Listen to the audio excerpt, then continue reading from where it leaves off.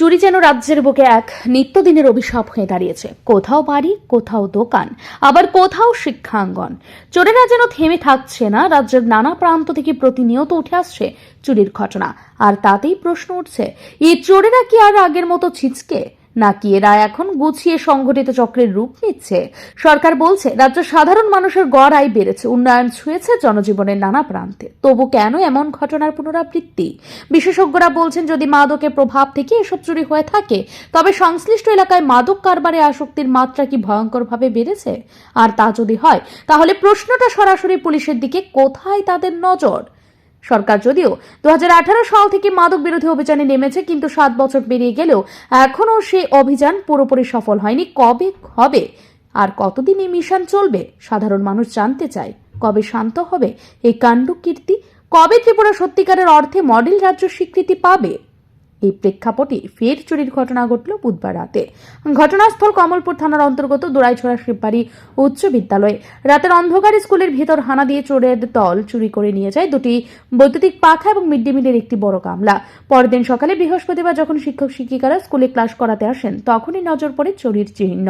দরজা খোলা, জিনিসপত্র উধাও।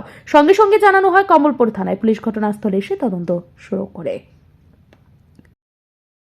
কালকে কি হয়েছে বলতে, এটা দোরাইছড়া শিববাড়ি হাই স্কুল, আমি মর্নিং সেকশনের ইনচার্জ। সকালে আইয়ে দেখি আমরা রান্নাঘরের দরজাটা খুললে, দরজাটা খুললে সেটা দেখি একটা জানালা ওপেন। এটার মধ্যে রড একটা নাই, এটা কাঠের চৌকাটটা একটা ভাঙা পাইছি। এটার থেকে খুললে দেখি রান্নাঘরে মানে একটা ডেগের উপরে একটা বড় একটা গামলা আসলো, এটা নাই গামলাটা নতুন, হ্যাঁ নতুন গামলাটা। তারপরে একটা রুমে, একটা ক্লাসরুমে 3টা ফ্যান ছিল গতকালকে, 2টা নেই, শুধু একটা রয়েছে। আর তেমন কিছু। আচ্ছা, তো এখানে মানে মর্নিং সেকশনে কতজন ছাত্রছাত্রী থাকে? ছাত্রছাত্রী 1 to 5 66। আচ্ছা, তো মানে শিক্ষিকা বা শিক্ষক কতজন আছেন? 2জন। হ্যাঁ, 2জন শিক্ষিকাই সব চালায়, স্টুডেন্ট থেকে পড়ানোর থেকে এমডিএম থেকে সব কিছু। আচ্ছা, আজকে সকালে মানে এসে দেখেন যে এরকম অবস্থা হয়েছে, চুরির ঘটনা ঘটে। আপনারা এই ব্যাপারে পুলিশে জানাইছেন? জানাইছেন।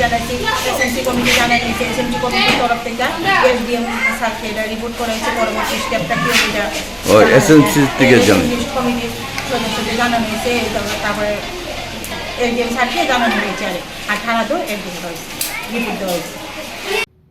এদিকে একের পর এক চুরির ঘটনা এলাকায় সাধারণ মানুষ রীতিমতো উদ্বিগ্ন। শিশুদের শিক্ষাস্থল আজ অপরাধীদের নিশানা হয়ে উঠছে। প্রশ্ন উঠছে, চুরি কি থামবে, নাকি আমরা এইভাবে অভ্যস্ত হয়ে যাব প্রতিদিনের এই অন্ধকার বার্তায়? ব্যুরো রিপোর্ট, ঋদ্ধি নেটওয়ার্ক।